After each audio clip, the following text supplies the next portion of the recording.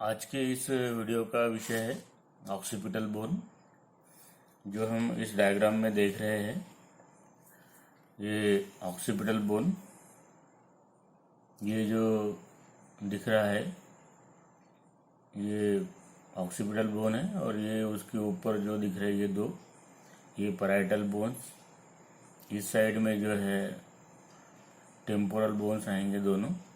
ये temporal bone का जो है ये मेस्टॉइड प्रोसेस यहाँ पर दिख रहा है। तो आज का जो विषय जो है संक्षिप्त में ये है ऑक्सीपिटल बोन। तो पश्च कपाल अस्थि ऑक्सीपिटल बोन, यह जो अस्थि जो है ये करोटी जो है स्कल के पश्चिम भाग में ऑक्सीपिट तथा जो करोटी का जो आधार जो होता है बेस का कुछ भाग उसमें ये रहती है। और ये जो है ये अस्थि का यदि हम आकार देखते हैं तो जो नाग जो सांप जो होता है उसके फन के आकार की ये अस्थि दिखाई देती है। अस्थि का जो अग्रभाग जो है वह कॉनकेव होता है और जो पश्चिम भाग जो है वो कॉन्वेक्स होता है, उन्नत होता है।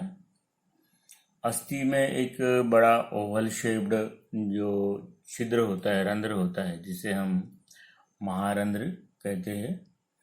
और इस महारंध्र के द्वारा ही जो शिरोगुहा जो है क्रैनियम, ये कशेरुका नलिका वर्टेब्रल कैनाल से सतत या संलग्न होती है।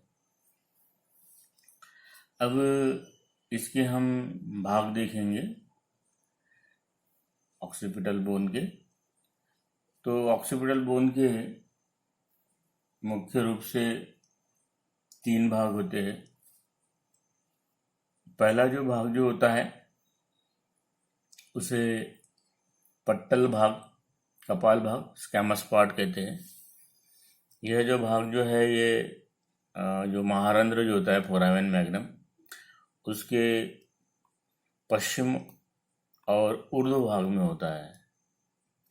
स्पेशली ऊर्ध्व पश्च भाग में ये सुपेरो पोस्टीरियरली ये कपाल भाग होता है या पट्टल भाग होता है, स्कैमस पार्ट।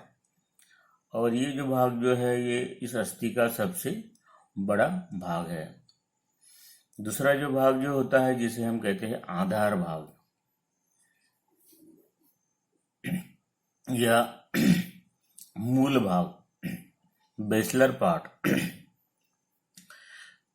तो जो महारंध्र जो होता है फोरामेन मैग्नम, उसके आगे की ओर कुछ ऊपर की ओर अर्थात अग्र ऊर्ध्वता जो है ये एक मोटा जो चतुर्भुज जो भाग होता है जिसे हम बेसलर पार्ट कहते हैं। अब तीसरा जो भाग जो है जिसे हम स्थूलक या मूल कोटि कोंडाइलर पार्ट कहते हैं। तो ये जो है ये क्षितिज समांतर अर्थात हॉरिजॉन्टल भाग होता है। जो महारंध्र जो होता है फोरामेन मैग्नम, इसके दोनों पार्श्व में एक एक इस प्रकार से ये होते हैं, जिन्हें हम पार्श्व स्थूलक लैटरल कोंडाइल भी कहते हैं। तो इस प्रकार से ये अस्थि के जो है ये 3 भाग होते हैं। तो ये जो डायग्राम जो दिख रही है यहाँ पर, तो ये जो भाग जो है ये वाला ये कपाल भाग है, स्कैमस पार्ट। दूसरा ये जो छेद जो दिख रहा है ये फोरामेन मैग्नम है। और ये जो भाग जो दिख रहा है ये वाला चतुर्भुज भाग जिसे हम बेसलर पार्ट कहते हैं। और ये फोरामेन मैग्नम जो इसके पार्श्व में, दोनों पार्श्व में यहाँ पर नीचे जो भाग जो रहता है जिसे हम कोंडाइलर पार्ट कहते हैं। तो इस प्रकार से ये जो हमें दिख रहा है लैटरल व्यू में, ये जो नाक सांप जो इसके फन के समान ये हमारा ऑक्सीपिटल बोन का भाग दिख रहा है। तो ये जो है ये स्कैमस पार्ट, ये जो भाग जो दिख रहा है ये वाला ये है बेसलर पार्ट, और ये जो दिख रहा है ये दोनों, ये एक और ये दूसरा, ये जो है कॉन्डाइलर पार्ट। तो इस प्रकार से इस अस्थि के 3 भाग होते हैं। इसके बाद में हम देखेंगे इस अस्थि की शरीर स्थिति, एनाटॉमिकल पोजीशन किस प्रकार से होती है। तो जो पार्श्व स्थूलक जो होते हैं, लैटरल कॉन्डाइल्स, इसकी जो दिशा जो होती है वो अधतः होती है, इंफीरियरली होती है। जो उसका जो कॉन्डाइल्स का जो आर्टिकुलर सरफेस जो है वो नीचे की ओर कॉन्वेक्स होता है। उसके बाद में जो आधार भाग जो है बेसलर पार्ट, इसकी दिशा जो होती है महारंध्र के अग्र ऊर्ध्व भाग में होती है, अर्थात महारंध्र के आगे के भाग में और ऊपर के भाग में होती है। और जो पट्टल भाग जो है स्क्वैमस पार्ट, ये जो है ये जो महारंध्र जो है फोरामेन मैग्नम, उसके पश्च और ऊर्ध्व पोस्टीरियर सुपीरियरली होता है। और यही जो भाग जो है ये जो है नाग सांप के फन के समान दिखाई देता है। अब इसमें पहले हम देखेंगे जो स्क्वैमस पार्ट जो है पट्टल भाग, इसके विषय में हम चर्चा करेंगे। तो स्पेशली ये जो पार्ट जो है इसमें 2 पृष्ठ होते हैं, बाह्य पृष्ठ एक्सटर्नल सरफेस और दूसरा इंटरनल सरफेस। जो एंगल जो होते हैं कोण वो 3 होते हैं, एक तो सुपीरियर एंगल और 2 होते हैं वह पार्श्व कोण। इसमें भी पार्श्व कोण, एक राइट साइड का पार्श्व रहेगा और दूसरा लेफ्ट साइड का पार्श्व, मतलब right and left lateral angle. इसके बाद में बॉर्डर जो होती है अग्रधारा, तो अग्रधारा जो होती है वो 2 होती है। अग्रधारा जो होती है 2 होती है एंटीरियरली, और 2 होती है पार्श्वधारा। तो पार्श्वधारा भी जो होती है वो भी 2 होती है। अग्रधारा जो है लैटरली 1 रहेगी और स्पेशली राइट साइड में 1 रहेगी और लेफ्ट साइड में 1 रहेगी, लैटरल साइड में। और दूसरी जो है धारा जो है पार्श्वधारा, वो राइट और लेफ्ट लैटरल बॉर्डर रहेगी। तो इस प्रकार से धाराएं जो है वो भी 2 होती है, एंटीरियर और लैटरल। उसके बाद में जो एंगल जो होते हैं वो 3 होते हैं, सुपीरियर एंगल और 2 लैटरल एंगल, और सरफेस 2 होते हैं, एक तो एक्सटर्नल सरफेस और दूसरा इंटरनल सरफेस।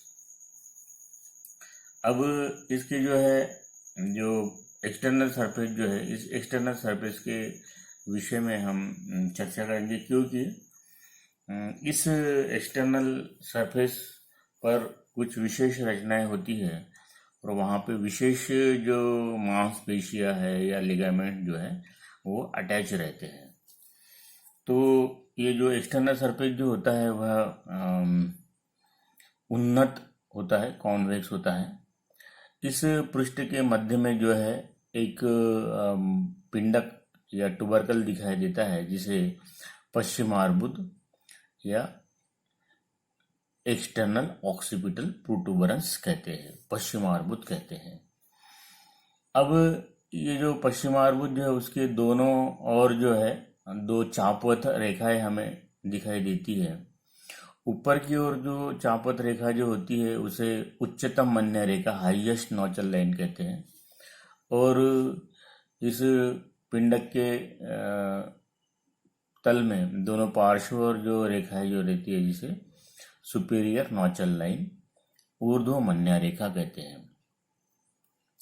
अब ये पश्चिमार्बुद जो है एक्सटर्नल ऑक्सीपिटल प्रोटूबरेंस, इससे एक जो रेखा जो है या कड़ा जो है, कड़ा मतलब जो क्रश जो है वो महारंध्र तक जाती है, और उस रेखा को जो है या उस कड़ा को जो है, क्रस्ट को जो है बाह्य मध्यालिका या बाह्य पश्च कपाल रेखा, एक्सटर्नल ऑक्सीपिटल क्रेस्ट कहते हैं।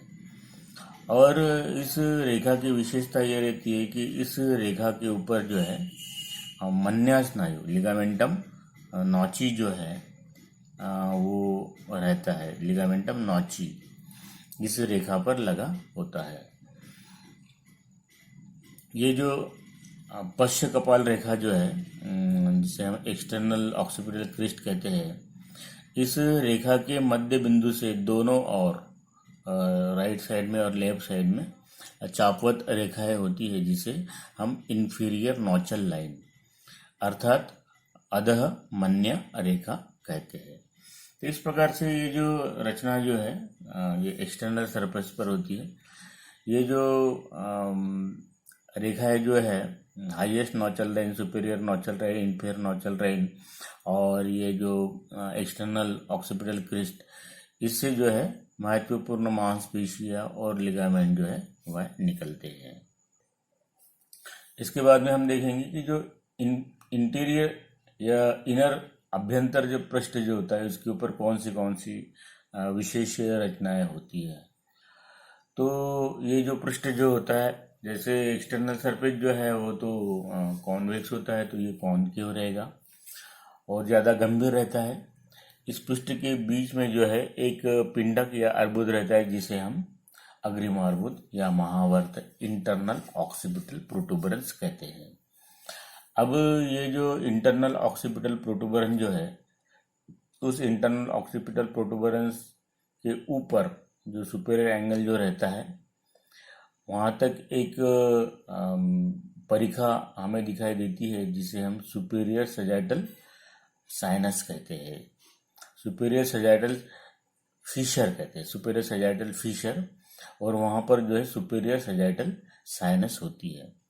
उसी प्रकार से दोनों पार्श्व और भी जो है परिखाएं रहती है, जिसे हम अनुप्रस्थ या ट्रांसवर्स फिशर कहते हैं। वहाँ पर ट्रांसवर्स साइनस, अनुप्रस्थ जो शिरानाल जो है वहाँ रहती है। ये जो अग्रिमार्बुद जो है इंटरनल ऑक्सीपिटल प्रोटूबरेंस, उससे महारंध्र तक एक शिखा क्रश जाती है, जिसे हम अभ्यंतर मध्यालिका रेखा या अभ्यंतर पश्च कपाल शिखा इंटरनल ऑक्सीपिटल क्रेस्ट कहते हैं। तो इस प्रकार से ये जो इंटरनल सरफेस जो है ये 4 भागों में विभक्त हो जाता है। ऊपर के जो 2 भाग जो है, ऊपर के 2 भागों में बृहद मस्तिष्क का जो है पश्च खंड अर्थात ऑक्सीपिटल लोब जो है उसके संपर्क में रहता है। जो अधः जो भाग जो रहते हैं उसके संपर्क में जो है लघु मस्तिष्क के गोलार्ध होते हैं। तो इस प्रकार से ये जो इंटरनल सरफेस जो है इसके संपर्क में भी कुछ विशेष रचनाएं होती है, और एक्सटर्नल सरफेस जो है उसके संपर्क में भी कुछ विशेष रचनाएं होती है, या वहाँ पर कुछ विशेष रचनाएं लगी होती है। तो इस प्रकार से ये जो कपाल भाग जो है, जिसे हम पट्टल भाग कहते हैं, कैमस पार्ट, इसके एंटेरियर और पोस्टीरियर सरफेस जो है ये महत्वपूर्ण है। उसके साथ ही सुपीरियर एंगल और 2 लेटरल एंगल, एंटीरियर बॉर्डर 2 और 2 लेटरल बॉर्डर। तो इस प्रकार से वहाँ पर भी ये धाराएं और जो कोन जो है ये भी महत्वपूर्ण होते हैं। अब इसके बाद में हम देखेंगे आधार भाग, बेसलर पार्ट। तो बेसलर पार्ट ये होता है कि जो महारंध्र जो होता है उस महारंध्र के सामने अग्र ऊर्ध्व में और ऊपर, महारंध्र के सामने और ऊपर अर्थात अग्र ऊर्ध्व भाग में एक चतुर्भुज मोटा जो भाग जो होता है, जिसे हम आधार भाग कहते हैं। और ये जो आधार भाग जो है ये आगे की ओर जो है ये जतुकास्थि अर्थात जो स्पिनॉइड बोन जो है वहाँ उससे जुड़ा होता है। 25 साल तक जो है वह तरुणास्थि से जुड़ा रहता है। और उसके पश्चात जो है जो तरुणास्थि कार्टिलेज जो होती है वह अस्थीभूत हो जाती है, जिसके कारण यह पश्च कपालास्थि का जो आधार भाग जो है बेसलर पार्ट, ये जतुकास्थि का जो गात्र जो रहता है, बॉडी जो रहती है उसके पोस्टीरियर सरफेस से जुड़ जाती है, और उसके कारण जो है जो ऑक्सीपिटल बोन और स्पिनॉइड बोन जो है वो एक दूसरे से जुड़े हुए हमको दिखाई देते हैं या एक ही दिखाई देते हैं, और जिसके कारण यदि हमको अलग करना है तो इस जॉइंट से हमको काटना पड़ता है, तोड़ना पड़ता है। तो इस प्रकार से ये जो आधार भाग जो है इसके विषय में है। अब इसके हम पृष्ठ देखेंगे। तो पृष्ठ जो है इसके 3 होते हैं। एक तो अग्र पृष्ठ एंटीरियर सरफेस, दूसरा ऊर्ध्व पृष्ठ सुपीरियर सरफेस और तीसरा अधः पृष्ठ इंफीरियर सरफेस। 3 धाराएं होती है। एक तो पार्श्व धाराएं 2 होती है और पश्च धारा 1। अब स्पेशली ये जो ऊर्ध्व पृष्ठ जो होता है इस पृष्ठों में, तो इस पृष्ठ के संपर्क में जो है कुछ विशेष रचनाएं होती है, जैसे सुषुम्ना शीर्ष अर्थात मेडुला ऑब्लोंगेटा और पॉन्स उष्णिषक इसका अधः भाग होता है। साथ ही जो ये जो ऊर्ध्व पृष्ठ जो है उस ऊर्ध्व पृष्ठ का जो महारंध्र अर्थात जो फोरामेन मैग्नम के पास का जो पृष्ठ जो होता है वहाँ पे एक मेम्ब्रेन लगी रहती है जिसे हम टेंटोरियल मेम्ब्रेन कहते हैं। साथ ही एक अपाइकल लिगामेंट जो है वो भी वहाँ पर लगा होता है। तो इस प्रकार से ये जो ऊर्ध्व पृष्ठ जो है ये महत्वपूर्ण हो जाता है। इसके बाद में हम देखेंगे जो स्थूलक जो है पार्श्व स्थूलक, जिसे हम लैटरल कोंडाइलर पार्ट कहते हैं। तो ये जो पार्श्व स्थूलक जो है ये भाग जो है महारंध्र जो होता है फोरामेन मैग्नम, ये दोनों ओर एक एक होते हैं पार्श्व स्थूलक, जो दोनों दिशा में उन्नत रहते हैं, मतलब आगे से पीछे की ओर उन्नत रहते हैं। और ये जो स्थूलक जो है कोंडाइल की जो संधायक पृष्ठ जो है इस पृष्ठ की दिशा जो है इन्फीरियरली रहती है। ऊपर का जो पृष्ठ जो है वह असंधायक रहता है और स्पेशली वो जो पृष्ठ जो होता है वो मस्तिष्क गुहा की ओर होता है। और ये जो स्पेशली ये जो स्थूलक भाग जो है ये स्थूलक भाग के कारण कपाल भाग और आधार भाग जो है वह एक दूसरे से जुड़े होते हैं या संलग्न होते हैं। तो इसकी जो 2 पृष्ठ जो होते हैं ऊर्ध्व पृष्ठ और अधः पृष्ठ, तो ऊर्ध्व पृष्ठ जो है वो तो मस्तिष्क गुहा के तरफ रहेगा, उसमें कुछ रचनाएं रहती है। उस पृष्ठ के नीचे जो है कुछ छेद रहते हैं या नलिकाएं रहती है जहाँ से जो नर्व जो है क्रेनियल नर्व कुछ बाहर निकलती है। उसके बाद में जो अधः पृष्ठ जो है इंफीरियर सरफेस, तो ये अधः पृष्ठ जो है इसका जो संधि जो है वो एटलस के ऊर्ध्व पृष्ठ से होता है। एटलस जो रहता है जो चूड़ा वलय नाम का जो कशेरुका होता है, वर्टेब्रा होता है, तो उसकी जो लैटरल मास जो होते हैं उस लैटरल मास के ऊपर इसी प्रकार से संधायक पृष्ठ होते हैं, उस संधायक पृष्ठ से इसका संधि होता है। आखिरी में हम देखेंगे कि ये जो ऑक्सीपिटल बोन जो है इस ऑक्सीपिटल बोन में एक विशेष रचना होती है जिसका हम बार बार वर्णन करते आए हैं, जिसे हम कहते हैं फोरामेन मैग्नम महारंध्र। तो ये जो महारंध्र जो है ये पश्च कपालास्थि स्थित बड़ा रंध्र है जिसकी सीमा जो है ये जो तीनों जो भाग जो है इस ऑक्सीपिटल बोन के इन तीनों भागों से बनती है। ये अंडाकार ओवल शेप्ड रंध्र होता है। यह पश्च भाग में जो है अधिक चौड़ा होता है। साथ ही इसका अग्रपश्च व्यास जो है डायमीटर जो है अधिक रहता है। ये जो रंध्र जो है ये शरीर मध्य रेखा में होता है। और जो पक्षक स्नायु जो है एलर लिगामेंट, ये एलर लिगामेंट के कारण ये जो महारंध्र जो है ये अग्र छोटे भाग में और पश्च बड़े भाग में विभक्त हो जाता है। हमने जब वर्टेब्रा देखे थे तो उस टाइम में देखे थे कि जो एक्सिस जो है एक्सिस का जो ऊपर का जो भाग जो है वहाँ पर तो जिसे हम ओडोंटॉइड प्रोसेस कहते हैं, तो उसके बीच में ऊपर जो है अपाइकल लिगामेंट लगा रहता है और दोनों साइड में जो है एलर लिगामेंट पक्षक स्नायु। तो ये जो एलर लिगामेंट जो है ये यहाँ पर आकर लगता है महारंध्र के धारा पर, आगे की धारा पर। उसके कारण जो है दो भागों में विभक्त हो जाता है ये रंध्र, अग्र छोटा और पश्च बड़ा। तो इस प्रकार से ये कुछ संक्षिप्त रूप में हमने ऑक्सीपिटल बोन देख लिया है।